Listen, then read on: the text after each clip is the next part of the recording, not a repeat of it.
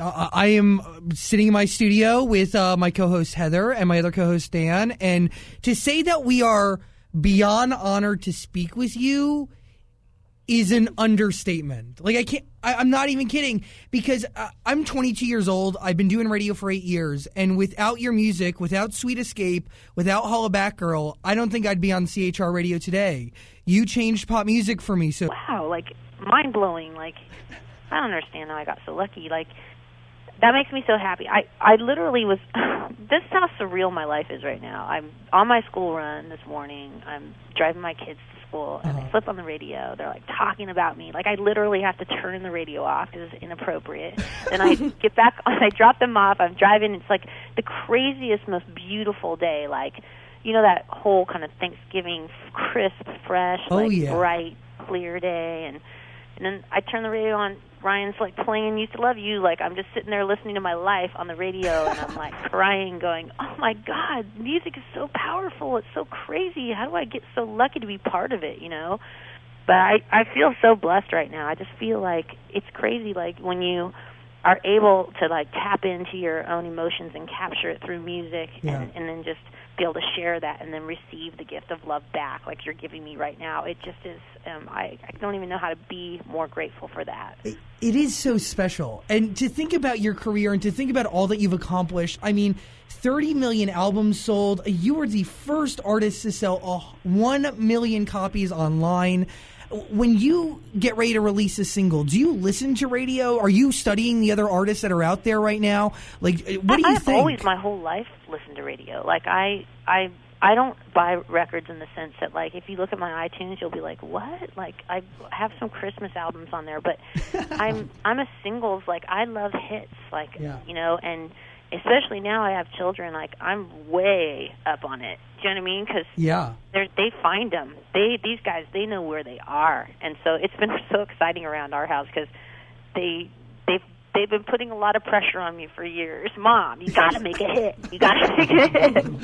And I'm like, well, it's not really up to me, you know? This is up to God. So it just feels like an incredible time to be able to say, okay, the song's going to come out today on iTunes, and like everybody in my life, like everybody that loves me, including my children, like texting me, it's number 11.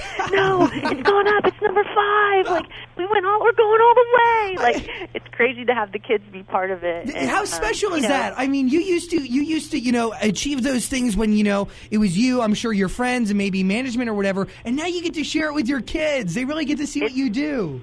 It's weird. It's like, you know, you kind of want to protect them because you don't want them to see, you know, there's always going to be disappointments, and I don't want them to have to live through that as well. I mean, and also you can't really, when things are so crazy, like, they are right now, and you can't really, like, shield them from it, you know? So it is a lot. It's a lot being a mom, but I feel so honored again to be doing that. Like, it's fun to be able to have, like, so many different, like, hats that I wear, you know, being able to be a mom and then be able to write a songwriter and now being on The Voice, and it's just been, I feel overwhelmed right now. I really do. How do you de-stress? I mean, because you're right, overwhelming. You said you have The Voice, you have all this new music, you have everything that's going on personally and obviously with your kids. How do you de-stress? Is there ever a moment in a day where it's just you and your thoughts and nothing else? Honestly, the one thing that saved my life, like I would be stabbing myself in the face with forks if I didn't go in the studio and write this music. Like, it's everything that I was meant to do. Like, I know that. I prayed about it for years. Like, I want to use my gift, and I want to be able to, like, you know, shine in that way. And it's crazy because this channel kind of opened up. Like, I hadn't been able to write for the longest time. I wanted to, but I just was so insecure about it and just had so much anxiety. And it's really hard, I think, the further you get into your career and the more success you have. Like, you walk into a room with other talented people and you're thinking, they're going to think that I'm going to come with all this stuff right now. Like, they're thinking I'm this, and I'm only this, you know, and I don't know how I come up with anything. Like, how did I do that? I don't even know. Like, so there's, like, a lot of mind games, and I don't know when things get so crazy like they have for me, I think I just was, like, done with all that. Like, I just want to just be honest and real and right. And And I went in and I just started doing it, and I just knew that every time I would go in that it was going to happen. Now, a lot of that had to do with being put in the room with the right people that supported me. There's this guy, Justin Tranter, who's a songwriter that the record company had suggested I go in with, and I didn't know anything about him. Like, I didn't zero. Like, I didn't know that he was talented or awesome or anything or sought after. And I just kind of walked in with him and this guy, JR, and this girl, Raja, at the time. I ended up working with this other girl. I wrote Used to Love You with this girl called Julia.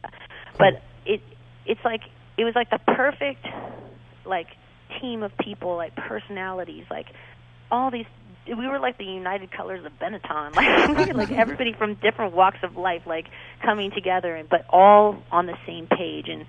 And I was just really clear with them that it wasn't about anything more than just I needed to just put my heart, pour my heart out and get it out and be honest and real and truthful. And it didn't matter about hits or anything. I just needed it to be me and real and so and pure, you know. So they got that, and it just started flowing. And I think I had, like, within 8 weeks, I had, like, I don't know, like 18, 19 songs. Wow. Every single time. One, sometimes 2 in a day. That's crazy. Like, it just is unheard of for me to do that. So it's been, I really look at it like a spiritual awakening, you know? Has it been penned up there? You know, it's been a while. I mean, are you taking notes to your life, or are you constantly making notes of inspiration? Like, before you go into that studio, what do you walk in with? Do you know what emotions you want to, like, you know, bring out in you?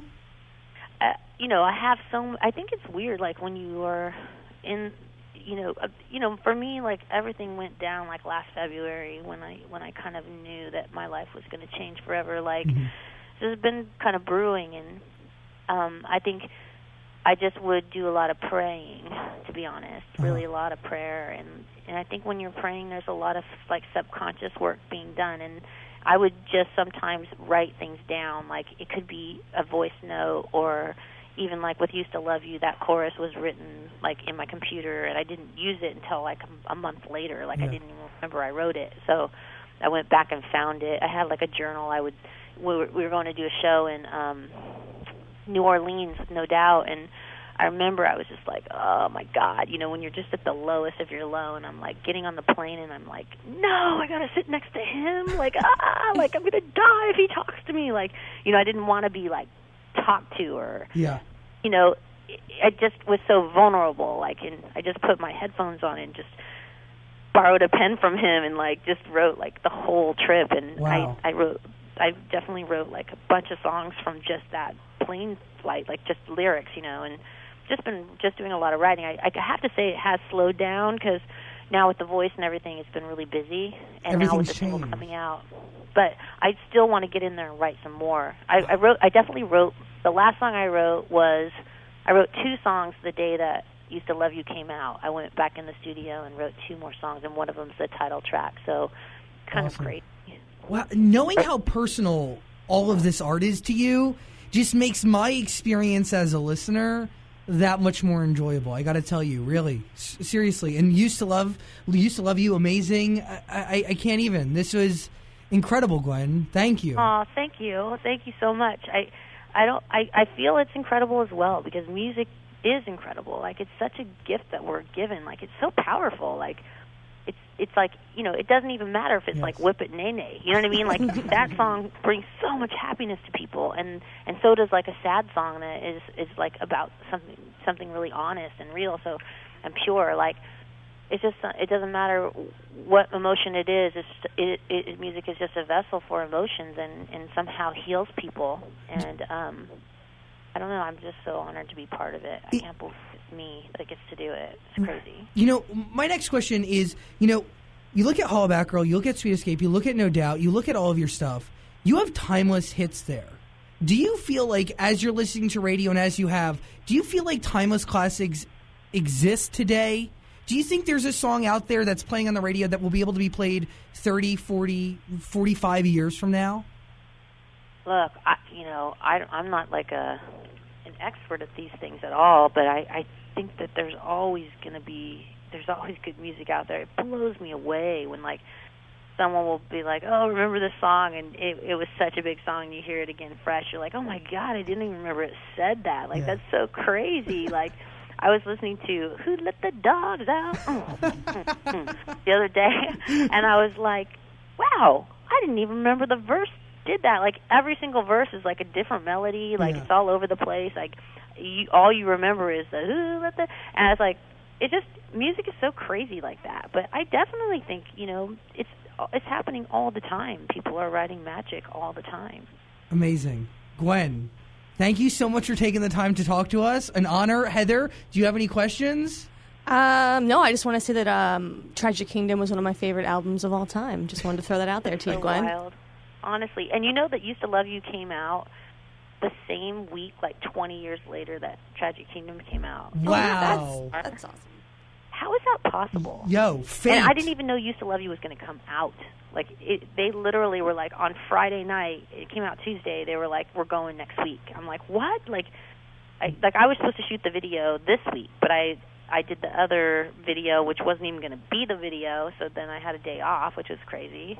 But anyways, thank you so much for listening to my music. It's really healing for me, and I really appreciate it. And I feel you. Hey, I feel you. It's I good. literally do. Yeah, hey. It's good music. Like, you can't even deny it. Yeah, and the love is real for you. Seriously, thank you so much for taking the time. Used to Love You. I'm obsessed, man, and I'm so excited for the album that's coming in 2016. And hey, our studio's always open, Gwen. We're always here to hang out. Thanks, you guys. I appreciate that. Thank you so much.